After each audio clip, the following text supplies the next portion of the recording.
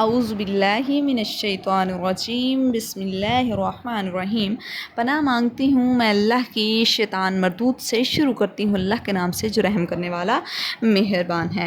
جی تو اب ہم پڑھنے جا رہے ہیں سورۃ البقرہ کی آیت نمبر 42 اردو ترجمے کے ساتھ، اور ہم بات کو واضح کرنے کے لیے 2-3 احادیث بھی ساتھ ڈسکس کر لیں گے۔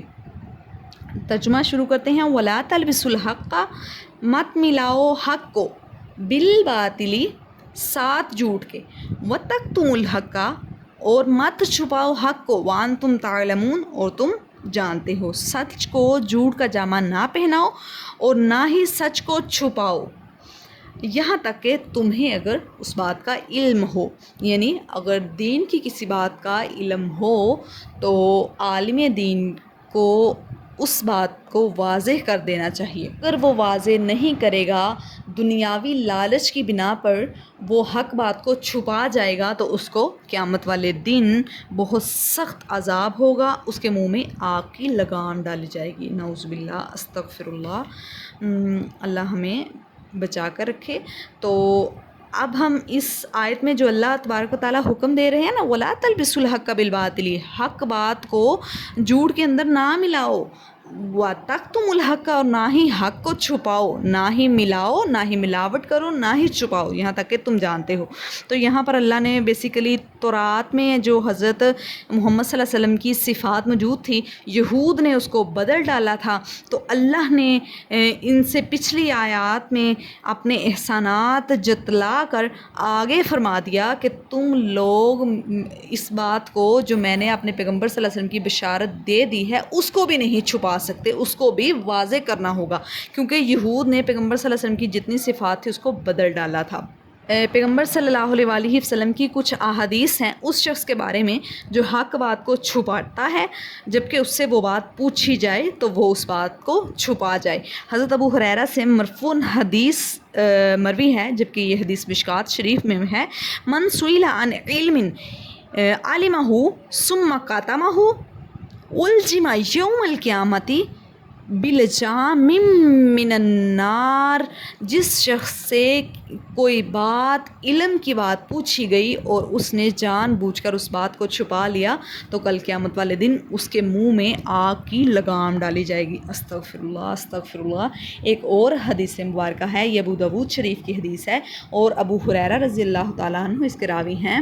احق ما احظتم علیہ اجرا کتاب اللہ، یعنی نبی اکرم صلی اللہ علیہ وآلہ وسلم نے فرمایا جن کاموں پر تم مزدوری لیتے ہو تو قرآن پر مزدوری لینا ان سے زیادہ لائق ہے۔ یعنی اب یہ مسئلہ بھی واضح ہو جائے کہ حق بات کو چھپا کر پیسے لینا، یہ اللہ نے واضح طور پر منع کر دیا۔ وَلَا تَلْبِسُوا الْحَقَّ بِالْبَاطِلِ وَتَكْتُمُوا الْحَقَّ، سچ کو نہ ہی جھوٹ میں ملانا ہے اور نہ ہی حق بات کو چھپانا ہے۔ تو یعنی حق بات کو چھپا کر پیسے لینا یہ حرام ہے، اور حق بات کو واضح کرنا، دین کی تبلیغ کرنا، اور اگر کوئی آپ کو دین کی تبلیغ کرنے پر کوئی اجرت دے رہا ہے تو یہ ہرگز ہرگز ناجائز نہیں ہے۔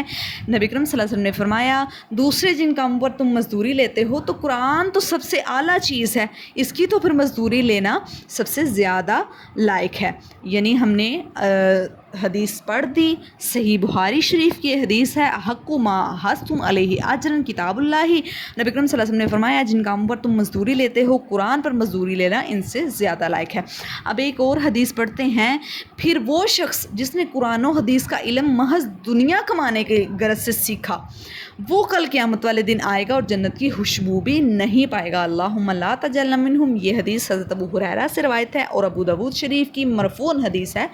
یعنی ہمیں دین کا علم حاصل کرتے وقت اپنی نیت کو خالصتاً اللہ کے لیے ہمیں دین حاصل کرنا ہوگا، اور جب ہم دین پہنچائیں گے تب بھی ہمیں خالص ہو کر اللہ کی سچی بات میں کوئی بھی ملاوٹ نہیں کرنی ہوگی، چاہے سولی پر ہی کیوں نہ لٹکا دیا جائے۔ پہلے زمانے میں یہ ہوتا تھا، بادشاہ لوگ جو تھے نا وہ اپنی مرضی کے فتوے لیا کرتے تھے علماء کرام کو خرید کر، ان کو پیسے دے کر۔ تو اس طرح کرنا حرام ہے۔ اللہ فرما رہے ہیں وَلَا تَلْبِسُوا الْحَقَّ بِالْبَاطِلِ، مت ملاؤ حق کو باطل میں، وَتَكْتُمُوا الْحَقَّ، اور نہ چھپاؤ تم حق کو، یہاں تک کہ تم اس بات کو جانتے بھی ہو۔ اب ہم نے یہاں پر 3 حدیث پڑھ لی۔ سب سے پہلی بات یہ ہے کہ یہود نے نبی کریم صلی اللہ علیہ وسلم کی جو صفات تھی ان کو بدل ڈالا تھا۔ دوسری حدیث یہ ہے کہ جو شخص حق بات کو چھپائے گا وہ اس کو جانتا بھی ہوگا تو کل قیامت والے دن اس کے منہ میں آگ کی لگام ڈالی جائے گی۔ استغفر اللہ، نعوذ باللہ، اللہم لا تجعلنا منہم، اللہ ہمیں جہنم کی آگ سے بچائے اور جنت الفردوس کا داخلہ نصیب فرمائے۔ اب ایک اور ہم نے حدیث پڑھی ہے، وہ یہ ہے کہ دنیا کمانے کی غرض سے جو شخص قرآن و حدیث کا علم سیکھتا ہے وہ قیامت کے دن جنت کی خوشبو بھی نہ پائے گا۔ اللہم لا تجعلنا منہم۔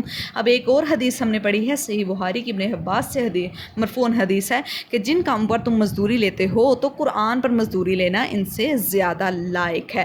تو اللہ سے دعا ہے اللہ ہمیں عمل کرنے کی توفیق عطا فرمائے اور حق اور سچ کو واضح طور پر بیان کرنے کی توفیق عطا فرمائے، چاہے جابر بادشاہ کے سامنے ہی کیوں نہ کھڑا ہونا پڑے۔ جب حق کی بات آ جائے تو وہ ہمیں حق کی بات ہی کرنی چاہیے۔ ہمارے حالات تو یہ ہیں کہ ہمارے پاؤں ڈگمگا جاتے ہیں گھریلو فیصلے کرتے ہوئے ہی، ہم وہاں پر بھی باطل کو سپورٹ کرتے ہیں اور حق کو چھپا جاتے ہیں۔ تو اللہ ہمیں اس بات سے بچائے، جبکہ گھریلو معاملے میں بات کو چھپانا تو دنیاوی معاملے میں آ جائے گا نا، تو یہاں پر اللہ تعالیٰ دین کی بات کے بارے میں خاص طور پر حکم دے رہے ہیں کہ دین کی بات کے بارے میں کبھی بھی حق بات کو نہ چھپاؤ، واضح کر دو جو اللہ نے حکم دیا، چاہے تمہیں سولی پر ہی کیوں نہ لٹکنا پڑے۔ اور حق ویسے بھی جو سچ ہے وہ جنت کا رستہ دکھاتا ہے اور جو جھوٹ ہے وہ ہمیں جہنم کا رستہ دکھاتا ہے۔ تو حق اور سچ بات کہنا، جھوٹ سے پرہیز کرنا اور حق کو نہ چھپانا اور حق کو واضح کرنا، اللہ ہمیں ان کا سب کاموں کی توفیق عطا فرمائے، آمین یا رب العالمین۔ صدق اللہ العظیم۔